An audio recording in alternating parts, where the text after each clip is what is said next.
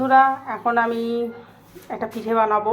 তার জন্য আমি এটা ময়দা, সুজি আর চাল গুঁড়ো আর একটু সামান্য নুন দিয়েছি, দিয়ে এটাকে মাখবো।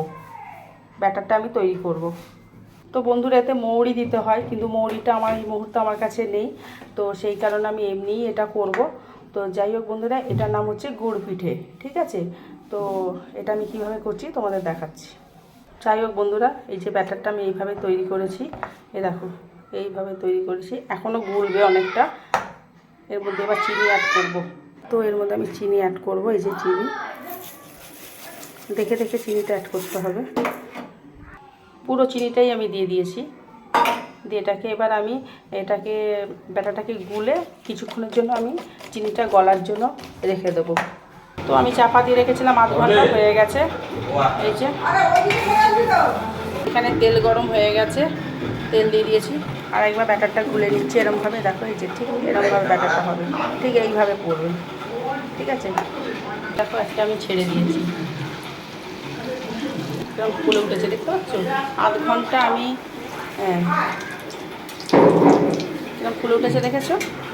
তো বন্ধুরা দেখো, ঠিক এইভাবে এই পিঠেটা করতে হয়। কেমন ফুলে উঠেছে, দেখেছো?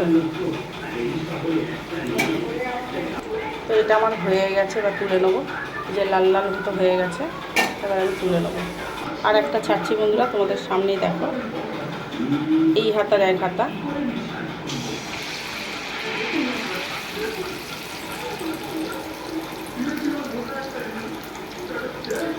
দেখো কেমন অটোমেটিক ফুলে উঠবে। তেলটা এরকমভাবে দিতে হবে, একটু ফুলে উঠছে কেমন।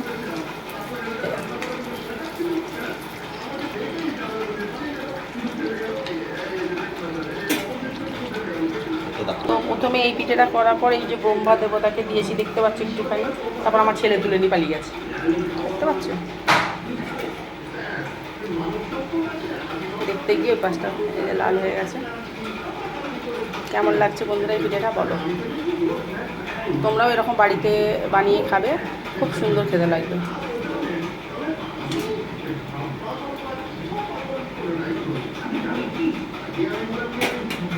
দেখো জ্বলছে, আমি বোম্বা দেবতাকে দিয়েছি, সেটা জ্বলছে।